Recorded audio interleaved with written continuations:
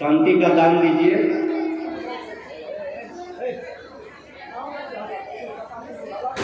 बोले भक्तवत्सल भगवान की। गोपियां आ गई और आकर के अक्रूर जी के रथ के सामने लेट गई। हे अक्रूर, तो जैसा क्रूर मैंने आज तक नहीं देखा। तो हम सबके सामने हमारे प्रियतम को, हमारे प्राण को लेके जा रहा है। अगर ले ही जाना है तो रथ का पहिया हमारे शरीर के ऊपर से लेके जा। पहले हमारे प्राण जाएंगे, तब कष्ट जाएंगे वृंदावन से मथुरा की तरफ।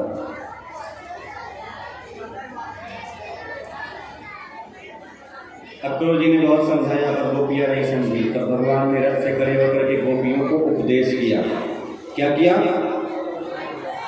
माताएं शांत रहिए, आपसे निवेदन है, हाथ जोड़ करके आप सब शांत रहिए, सारे लोग शांत रहिए। बोले भक्तवत्सल भगवान की।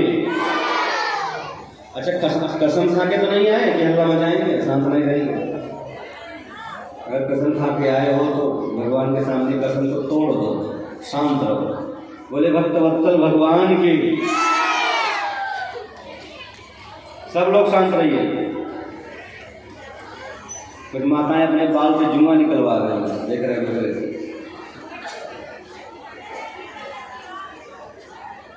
जितना भी काम है सब नहीं, कथा नहीं होता। भक्तवत्सल भगवान की। आप लोग शांत रहिए। भगवान ने रथ से खड़े होकर के सारी गोपियों को उपदेश किया। उपदेश क्या किया? भगवान ने गोपियों से कहा, हे गोपियों, क्या कहा? हे गोपियों, इस संसार में 3 चीज बड़ी दुर्लभ है। ध्यान से समझिए, क्या दुर्लभ है? 3 चीज। पहली चीज है धन। धन दुर्लभ है कि नहीं? जिंदगी बीत जाते कमाने पर नहीं मिलता। मान लो धन भी मिल गया तो दूसरी दुर्लभ चीज है मन। धन है लेकिन मन ही नहीं खर्चा करने का, कहां से करेंगे? मन बड़ा दुर्लभ है। पैसा तो बहुतों के पास होता है पर मन बहुत कम लोगों के पास होता है।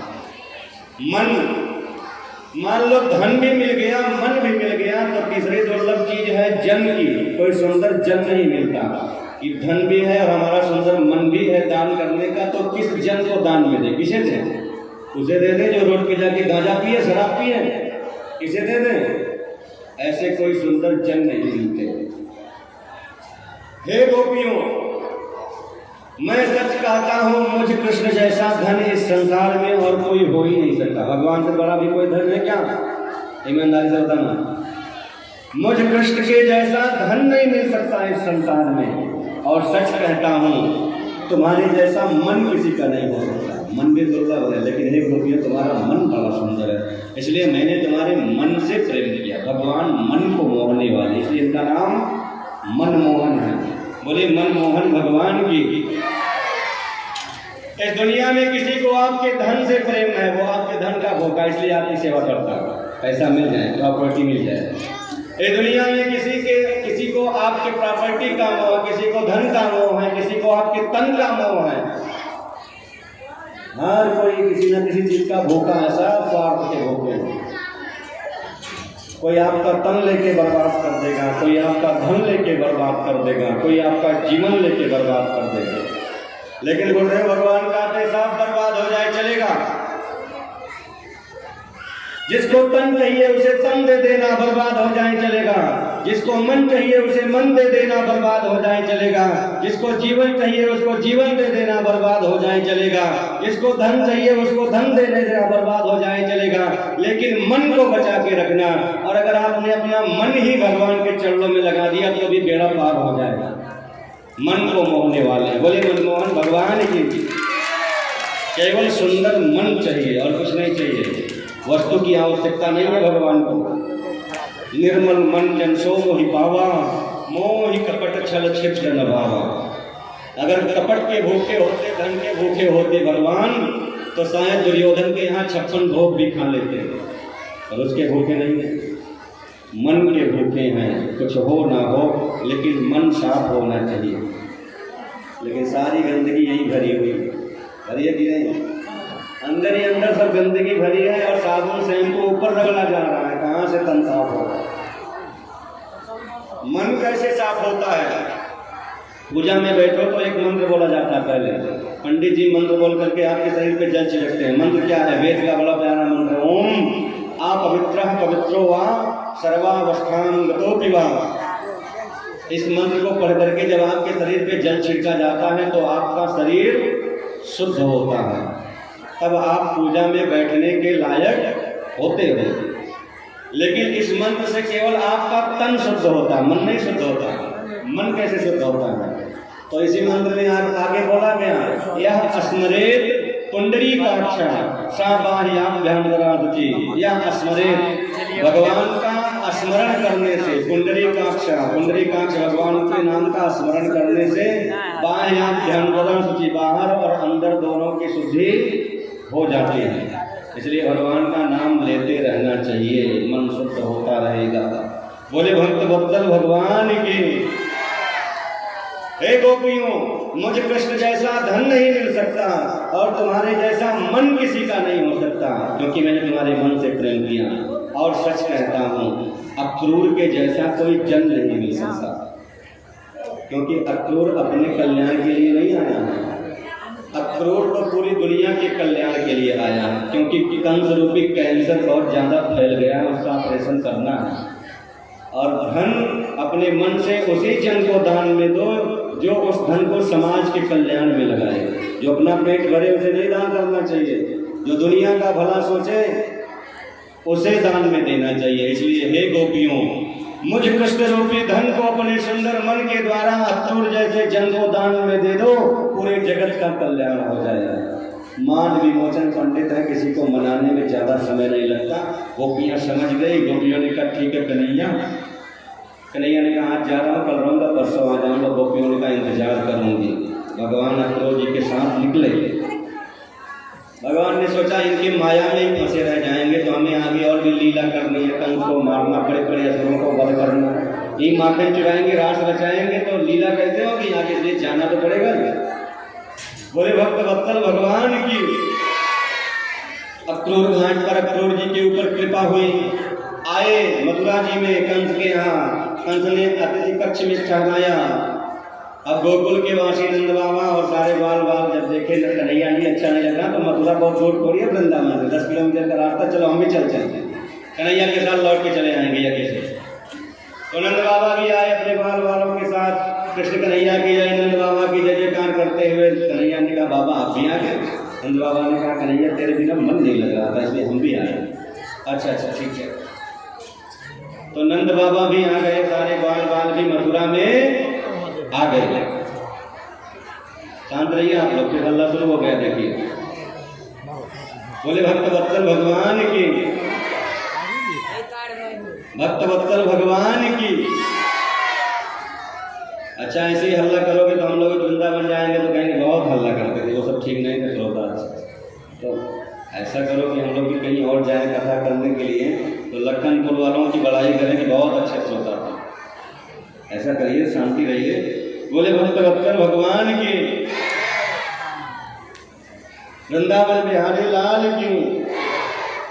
कन्हैया ने नंद बाबा से कहा बाबा हमें मथुरा में मेला लगा हुआ है, मेला देखने की इच्छा, हम थोड़ा सोच रहे हैं मेला जाके देखें। नंद बाबा ने कहा कन्हैया चल हम तो जब मेला घुमाते हैं। कन्हैया ने कहा नहीं बाबा, मेला देखने में तो मजा तब आता है जब अपने मित्रों के साथ जाया जाए, बूढ़ों के साथ थोड़ी ना मजा आता। अब बूढ़े अपनी पसंद वाली दुकान पे जाएंगे, हम अपनी पसंद वाली पे जाएंगे, इसलिए मित्रों के साथ जाऊंगा, आप रहने दो। नंद बाबा ने कहा कन्हैया ठीक है जा, लेकिन कोई ऊधम मत मचाना, ये वृंदावन नहीं है, ये कंस की नगरी है, कुछ गड़बड़ कर देगा तो दंड मिलेगा, समझ लेना। कन्हैया ने कहा बिल्कुल ऊधम नहीं मचाऊंगा। अब कन्हैया अपने मित्रों के साथ निकले।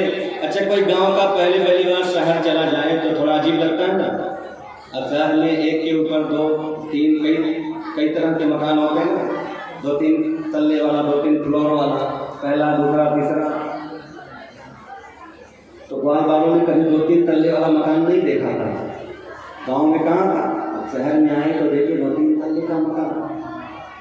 ग्वाल वालों ने कन्हैया से कहा, कन्हैया कन्हैया कन्हैया देख देख देख देख। कन्हैया ने क्या हुआ? कन्हैया से ग्वाल वालों ने कहा देख देख देख, घर के ऊपर घर चढ़ गया। क्या हुआ? घर के ऊपर घर चढ़ गया। कन्हैया ने कहा दारी के ये घर के ऊपर घर नहीं चढ़ा, ये ऐसे ही बनता है, एक के ऊपर दूसरा। इस शहर में ऐसे ही बनते हैं सब। अच्छा अच्छा, हमें पता नहीं था। तो सारे नर नारी जय जयकार कर रहे हैं, क्योंकि सबको पता है कि ये कंस को मारने आए हैं, मार देंगे तो राजा बनेंगे, इसलिए राजा की जय जयकार पहले से करो। सब जय जयकार कर रहे हैं, फूल बरसा रहा है, कोई जय जयकार कर रहा है। ग्वाल वालों ने कहा अरे कन्हैया, तेरी यहाँ कोई पुरानी रिश्तेदारी है क्या? बड़ा स्वागत हो रहा तेरा यहाँ मथुरा में। क्या हो रहा? मथुरा में बड़ा स्वागत हो रहा, तेरी कोई रिश्तेदारी है क्या? कन्हैया ने कहा अरे दारी के तो नहीं पर दो, ये मथुरा हमारे मामा कंस की नगरी है, कंस हमारे मामा लगते हैं, मामा के यहाँ ननिहाल में आए हैं। मामा का घर जो होता है ननिहाल ही तो होता अपना, ननिहाल में आए हैं। ग्वाल वालों ने कहा अरे दारी के पहले तो को बताना चाहिए था ना, हमको पहले बताया होता तो हम भी थोड़ा नए नए कपड़े पहन के आते, सेंट त्र मान करके आते, बढ़िया चंदन वंदन लगा के। हम तो ऐसे ही मैले कुचेले पहन के चले आए, हमें क्या पता कि मामा के यहाँ चल रहा है, तो हम भी टाइट होके आते। कन्हैया ने कहा अगर ऐसी बात है तो हम कपड़ों की व्यवस्था कर देते हैं। तो कन्हैया गए धोबी घाट पे। कहाँ गए? कहाँ गए? धोबी घाट गए। कंस का एक धोबी था जो महाराज कंस का कपड़ा धुलता था, राजसी कपड़े धुलते थे। अब जैसे धोबी घाट पे पहुंचे कन्हैया, तो धोबी को देखा तो कन्हैया ने दूर से ही कहा मामा जी प्रणाम।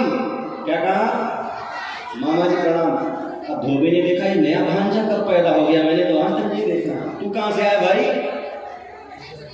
कन्हैया ने कहा अरे मामा जी आपको नहीं पता, हमारे मामा लगते हैं महाराज कंस, और मामा के गांव में सब मामा और नाना ही होते हैं ना, जो मामा की उम्र के वो मामा और जो नाना की उम्र के सब नाना, इसलिए आप भी मामा ही हो। अच्छा अच्छा, एक काम करो, धोबी से कहा एक काम करो, हमारे मित्रों के पास कपड़े नहीं है, कुछ कपड़े दे दो, ये आपके पास है ना सुंदर सुंदर। धोबी ने कहा ये राजा के कपड़े, महाराज कंस के कपड़े, हम तुम्हें देते गंवार कुआरी आपको बिल्कुल नहीं देते।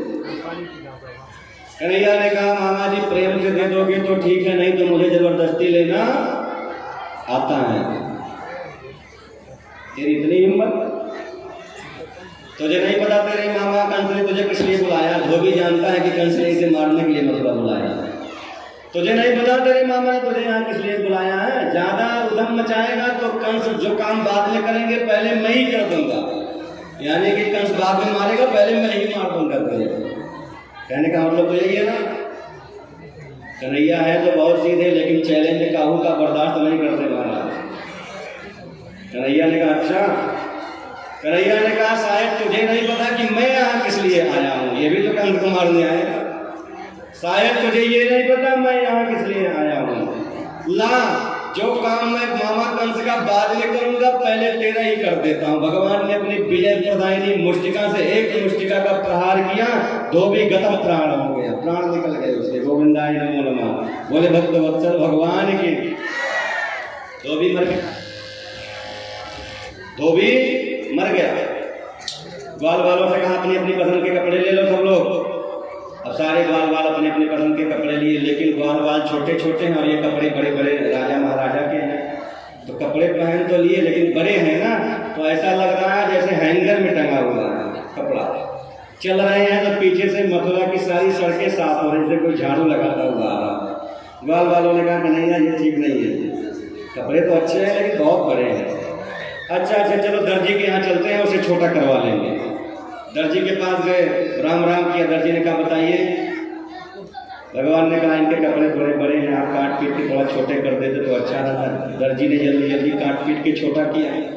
भगवान ने कहा बताओ हम आपको क्या दे दे भाई, सिलाई की हो तो कुछ देना पड़ेगा ना। अब धोबी को क्या मिला था ये दर्जी ने पहले ही देख लिया था कि धोबी को क्या मिला है, कहीं हमें भी ना वही मिल जाए। महाराज कुछ नहीं चाहिए, बस आशीर्वाद बनाओ और कछु नहीं चाहिए महाराज। तो भगवान ने दर्जी को आशीर्वाद दिया, खूब दूधो नहाओ कूदो फलो। क्या आशीर्वाद दिया? खूब आगे बढ़ो। तब से आप लोग देखिए दर्जी लोग कितना आगे बढ़ रहे हैं, 200 का कपड़ा और 300 सिलाई हो जाती है। भगवान का आशीर्वाद है कि दर्जी खूब आगे बढ़ रहे हैं। बोले भक्त वत्सल भगवान की। और आगे आए 3 जगह टेढ़ी कुब्जा का उद्धार किया। भगवान आकर के वहां पहुंचे जहां पर धनुष रखा था। मैंने आपको जन्मोत्सव के दिन सुनाया था ना कि भगवान ने कंस को एक धनुष दिया था और कहा था कि इस धनुष को नारायण के अलावा कोई तोड़ नहीं सकता और जो इसे तोड़ देगा वो तुझे छोड़ नहीं सकता, इसलिए धनुष की रक्षा करना, टूटने ना पाए। तो सैनिक पहरे में लगे थे धनुष के। अब धनुष के पास आए तो कन्हैया ने सैनिकों से कहा, भाई धनुष देखने में बड़ा अच्छा लग रहा है, थोड़ा पास से जाने की इच्छा है देखने की, थोड़ा आप कहो तो जाके नजदीक से देख ले। सैनिकों ने सोचा ये छोटे छोटे बच्चे क्या करेंगे। सैनिकों ने कहा ठीक है जाके देख ले। अब भगवान बलराम जी कन्हैया सारे बार बार गए धनुष के पास, धनुष को प्रणाम किया। बलराम जी से कन्हैया ने कहा दादा दादा, क्या कहा, दादा दादा थोड़ा धनुष उठा के देखो उठेगा कि नहीं आपसे। बलराम जी ने कहा अच्छा।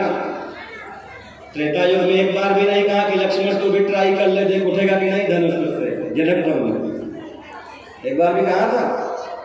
धनुष यज्ञ में राम जी ने लक्ष्मण से एक बार कहा कि तू लक्ष्मण तू भी ट्राई कर ले, देख उठेगा कि नहीं।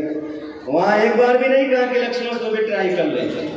यहाँ कह रहा उठा ले, तू बड़ा चालाक है ना।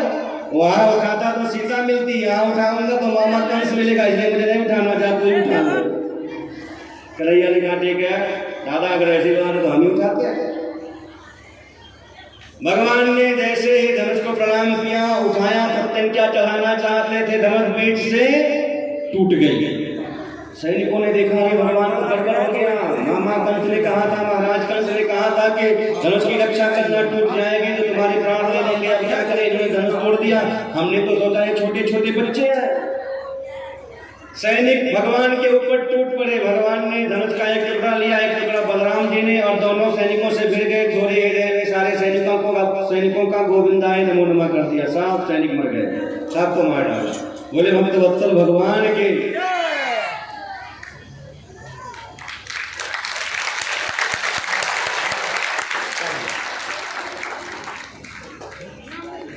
आदरणीय श्री दीपक कुमार पिता कमलेश्वरी यादव जी पतला टोल, आपकी तरफ से 151 मुद्रिकाएं दान हो रही, जोरदार ताली बजाइए। ठाकुर जी आपका कल्याण करें।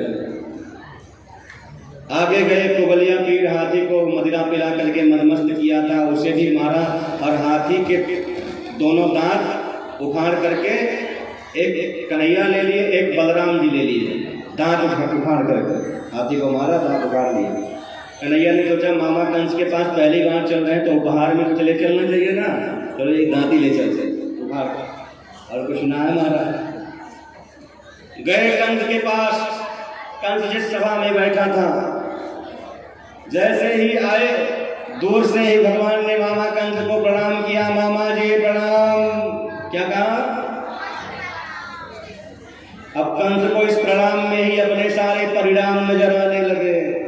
इसी कई के प्रणाम भी बड़े खतरनाक होते ना, होते कि एक गांव में कथा होती और गांव वाले आते 2 नाली बंदूक लेकर और बंदूक उठा के कहते बाबा जी प्रणाम। अब हम कहते भैया खुश रहो, देखो चला मत देना नहीं तो सारा परिणाम निकल जाएगा। इसमें बोले भक्त वत्सल भगवान के। तो कई के प्रणाम भी बड़े खतरनाक होते हैं। जैसे ही भगवान ने कंस को प्रणाम किया, कंस को सारे परिणाम नजर आने लगे। उसी से आगे बढ़े। कंस के 4 पहलवान सलतोषण मुष्टिक चाणूर ने कहा, अरे कन्हैया रुक कहाँ जाता, पहले हमसे भी 2-2 हाथ हो जाए। कन्हैया ने पहलवानों से कहा, अरे भाई थोड़ी शर्म है कि सब बाजार में बेच खाई तुम लोग 40-40 साल के, हम लोग अभी छोटे 11-12 साल के बच्चे, तुम्हारी जोड़ी कैसे हो गई, हम तुम्हारे साथ कैसे लड़ सकते हैं। लड़ाई तो बराबरी में होती है ना। पहलवानों ने कहा, अरे हम तुम्हें जानते हैं, तूने पूतना मारी, अघासुर, बगासुर, जोमासुर, अरिष्टासुर, सक्टासुर, तूने कालियानाग का उद्धार किया, तूने गोवर्धन उठाया, तो छोटा थोड़ी ना, तो बहुत बहादुर है। कन्हैया ने कहा, अगर ऐसी बात है तो हो ही जाए महाराज। तो कन्हैया और बलराम जी अखाड़े में कूदे। 2-2 सैनिकों का, दोनों भाइयों ने गोविंदाय नमो नमः कर दिया। संतोषण मुष्टिक चाणूर का भी वध हो गया।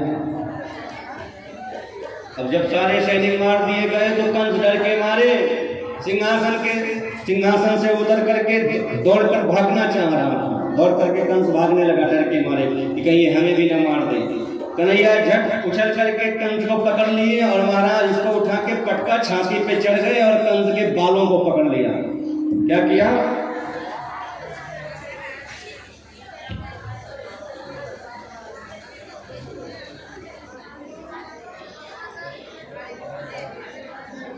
राधे राधे। आदरणीय श्री डॉक्टर बम शाह जी,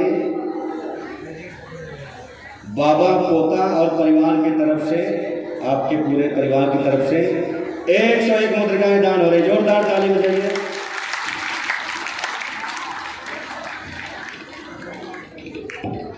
पिता का नाम कमलेश्वरी यादव, पुत्र दीपक कुमार और रूपेश कुमार।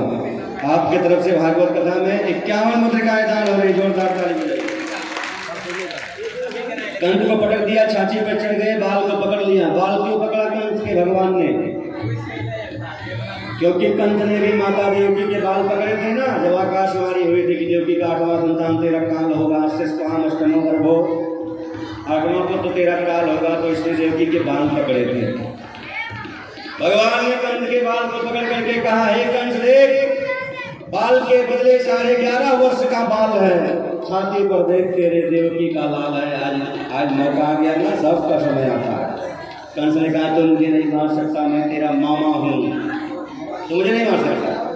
कन्हैया ने कहा, वाह मामा जी, जिंदगी में आपने पहली बार सही बात बोली। जिंदगी में पहली बार आपने सही बात बोली। वास्तव में मैं किसी को नहीं मारता, जीव का कर्म ही उसे मारता है। जैसा कर्म करोगे वैसा ही फल मिलेगा। कर्म प्रधान विश्व रचिराखा, जो जैसे करे सो तस फल चाहा। गीता में भी भगवान ने कहा है, कर्मण्येवाधिकारस्ते मा फलेषु कदाचन। जैसा कर्म करोगे वैसा ही फल मिलेगा।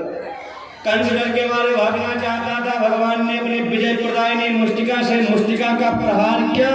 कंस के भी प्राण निकल गए, गत प्राण हो गए। बोले कंस निकंदन भगवान की, कंस निकंदन भगवान की। देवता लोग आकाश से पुष्पों की वर्षा करने लगे, सब जगह जय जयकार होने लगी। कंस निकंदन भगवान की जय, कंस निकंदन भगवान की जय। महाराज साहब बड़े प्रसन्न हुए। उग्रसेन जी को कारागार से मुक्त किया गया, देवकी वसुदेव को कारागार से मुक्त किया गया, उग्रसेन जी को मथुरा का राजा बना दिया गया और वसुदेव देवकी कारागार से मुक्त हुए। कन्हैया गए उज्जैन में महर्षि सांदीपनि के यहाँ विद्या अध्ययन करने के लिए। जब बालक बड़ा होता तो पढ़ने जाता है ना, तो उज्जैन में गए महर्षि सांदीपनि के यहाँ ठाकुर जी पढ़ने के लिए। वहाँ उनकी मित्रता सुदामा जी से हुई। किससे हुई? सुदामा जी का नाम सुना आप लोगों ने? सुदामा जी से उनकी मित्रता हुई। बड़ी सुंदर कथा है सुदामा जी की। तो सुदामा जी की कथा हम आपको कल सुनाएंगे। बहुत सुंदर कथा है, आज नहीं सुनाएंगे, आज विवाह करेंगे। बोले भक्त वत्सल भगवान की, भक्त वत्सल भगवान की। कल विश्राम दिवस की कथा है ना सुदामा जी की, तो आप लोग तैयारी के साथ आइएगा। अंत भला तो सब भला। अंतिम समय अच्छे से बीत जाए तो समझ लो पूरी जिंदगी अच्छे से बीत गई। बस यही प्रार्थना करना है, भगवान अंतिम वाला समय हॉस्पिटल वाले बेड पे ना बीते, यही कृपा बना के रखना। बोली भक्त वत्सल भगवान की।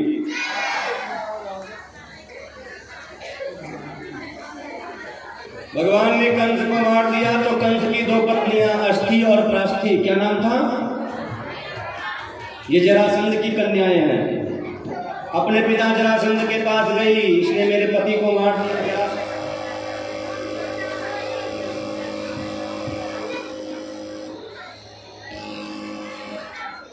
बोले भक्त वत्सल भगवान की।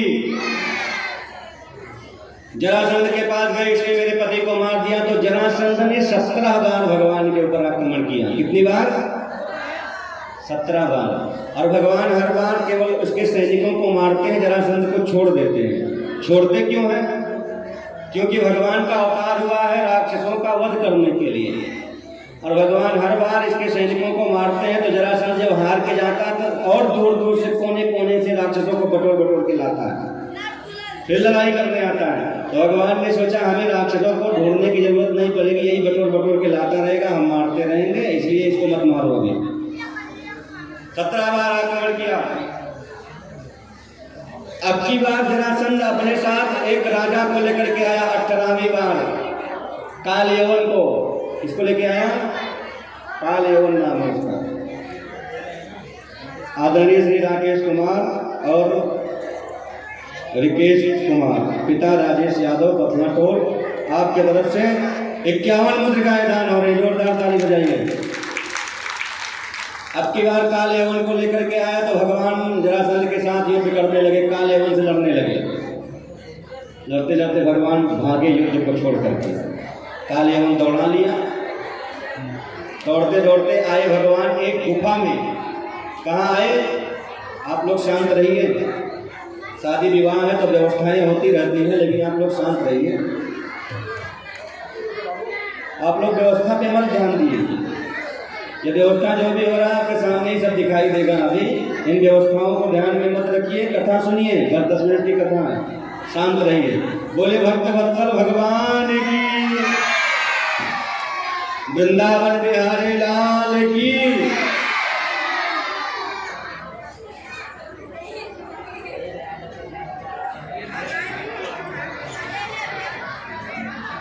भागवत भगवान की। अच्छा आप लोग एक बार हल्ला मचा लीजिए, जितना मचाना हो एक बार मचा लीजिए। एक बार मचा के चुप हो जाइए। वो सियार लोग होते हैं ना, उन्हें भी हूँ करने का शौक होता है, शाम को फुल करते हैं, तो ऐसे ही शौक लगता है ना। एक बार अकबर बीरबल घूमने के लिए निकले तो शाम के समय सियार लोग चिल्लाते हैं। शाम को चिल्लाते कि नहीं? चिल्लाते कि नहीं शाम को? बताइए। तो अकबर बीरबल निकले घूमने के लिए तो सियार चिल्ला रहे थे। तो अकबर ने बीरबल से कहा ये हमारे राज्य में ये सब क्यों चिल्ला रहे हैं? बीरबल ने कहा अरे महाराज आप भी कितने बोले, ठंडी का महीना है, ठंड के मारे जाड़ लगे इसलिए सब रजाई मांग रहे हैं। क्या मांग रहे हैं? सब रजाई मांग रहे हैं, सबको दे दो। अकबर ने कहा हमारे राज्य में किस चीज की कमी? कोई ठंड के मारे मेरे सबको रजाई दे दो। रजाई ले लिया बीरबल और ले जाकर सब गरीबों में बांट दिया। कहाँ बांटा? गरीबों में। 2-4 दिन के बाद फिर निकले शाम को तो फिर चिल्ला रहे थे। उनका तो काम है चिल्लाना, शाम को फिर चिल्ला रहे। अकबर ने कहा बीरबल से भाई हमने रजाई तो दे दी, आप ये क्यों चिल्ला रहे हैं? बीरबल ने कहा अरे महाराज आप भी बड़े भोले हो, अभी चिल्ला नहीं रहे।